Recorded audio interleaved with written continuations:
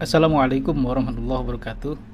Hamdan wa syukrillah, Allahumma shalli ala sayyidina Muhammadin wa ala alihi wa sahbihi wa barik wa sallim ajmain. Sahabat Ajmal Ghanim yang berbahagia, selamat berjumpa kembali di Ajmal Ghanim Channel. Tentu saja dalam program spesial santri dan pesantren. Semoga Anda semuanya senantiasa dalam keadaan sehat walafiat serta menjalani hari-hari dalam kebahagiaan, juga dalam keistiqomahan dalam menjalankan kebaikan-kebaikan. Sahabat Ajmal Ghanim yang berbahagia, teman-teman semuanya, para wali santri yang berbahagia, santri kabur itu kerap terjadi di setiap pesantren ya. Ada momen-momen memang santri diantaranya mereka melakukan pelanggaran yang agak berat, yakni kabur dari pesantren. Dan fenomena kabur ini bukan hanya di satu pesantren saja, bahkan barangkali di semua pesantren ada fenomena seperti ini. Dan sebetulnya di setiap lembaga pendidikan akan ada saja fenomena-fenomena seperti ini.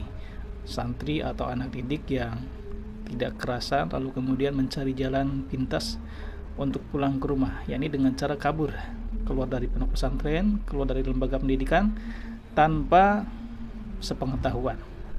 Baik sahabat semuanya, kali ini saya akan menyampaikan sebetulnya apa saja yang membuat santri ini punya kepikiran atau muncul rencana atau keinginan untuk kabur dari pondok pesantren.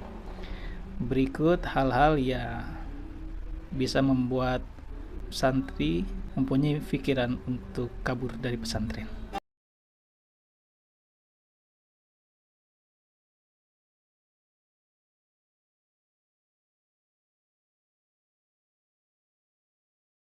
Yang pertama adalah santri tersebut belum mandiri. Jadi anak-anak kita yang dimasukkan ke pondok pesantren tentu saja di rumahnya serba disiapkan, serba disediakan, sehingga kemudian ketika masuk ke pondok pesantren bergabung dengan teman-teman yang mereka harus berkehidupan mandiri, semuanya mengurus sendiri, makan sendiri, mengambil sendiri dan lain sebagainya, mandi juga sendiri, sehingga kemudian dituntut semua anak-anak itu untuk mandiri di pondok pesantren ini. Nah, ada banyak di antara anak-anak santri itu yang belum siap dengan kemandirian. Sebab ketika di rumah anak-anak kita semuanya serba disediakan dan semuanya serba dibantu oleh keluarga, khususnya orang tua.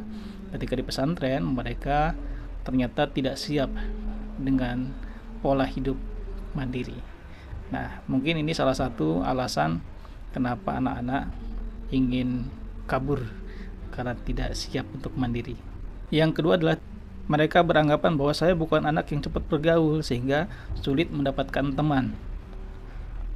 Nah, ini juga menjadi alasan penting juga yang membuat mereka tidak nyaman dan tidak betah di pesantren. Nah, sebetulnya pergaulan ini perlu ditanamkan juga oleh orang tuanya sebelum masuk pesantren, bahwa nanti ketika masuk pesantren anak-anak kita ini akan bertemu dengan teman-teman baru dan harus bisa bergaul dan beradaptasi dengan teman-teman yang ada di pondok pesantren.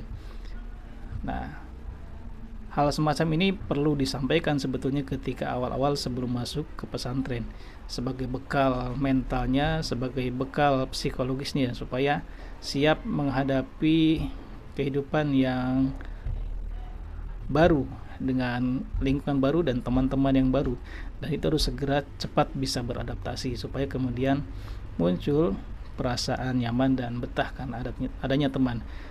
Nah, salah satunya alasan kenapa anak kita ingin kabur itu diantaranya ini, sulit bergaul dan merasa tidak mempunyai teman.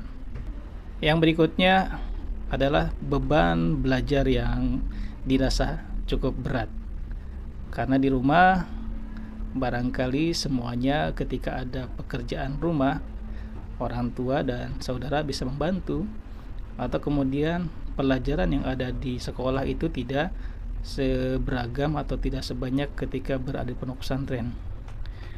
Kemudian kegiatan yang padat, jam belajar yang padat, dan kegiatan yang padat dari pagi sampai malam, itu juga menjadikan alasan anak kita tidak siap, lalu kemudian terbesit untuk pergi dari pondok pesantren karena belum siap secara mental dengan kegiatan-kegiatan yang ada di pondok pesantren, yang dimulai dari pagi, sholat malam, kemudian diakhiri sampai malam menjelang tidur. Nah, rutinitas kegiatan ini bagi anak-anak santri pemula itu tentu saja perlu perjuangan untuk bisa beradaptasi, karena tentu saja menjadi tantangan besar yang kemudian ketika di rumah bisa bersantai dengan kegiatan yang minim dan banyak kegiatan bersantainya, tiba-tiba masuk ke pesantren harus masuk dalam lingkungan dengan kegiatan yang cukup padat dan menyita waktu bermainnya, waktu bersantainya. Oleh karena itu, ini juga diantara kenapa alasannya anak kita tiba-tiba ingin pulang atau tidak betah di pondok pesantren, atau ekstrimnya kabur dari pondok pesantren. Yang ketiga, tidak cocok makanan. Nah, tentu saja ini juga menjadi alasan yang sering kita temui ya. Alasan yang sering kita temui. Jadi makanan ini kadang-kadang menjadi alasan utama anak-anak tidak betah di pondok pesantren. Sebab ketika di pesantren, ketika di rumah, semuanya serba enak, semuanya serba nikmat, semuanya serba lezat dan melimpah, bisa diakses, bisa dimakan sepuas-puasnya, sehingga kemudian ketika datang ke pesantren bertemu dengan menu makanan yang barangkali sederhana dan itu bisa jadi berulang-ulang menunya dengan kesederhanaan itu, dan ternyata anak kita tidak siap dengan makanan yang ada di pondok pesantren, sehingga kemudian memunculkan perasaan tidak nyaman dan tidak betah buat anak-anak kita.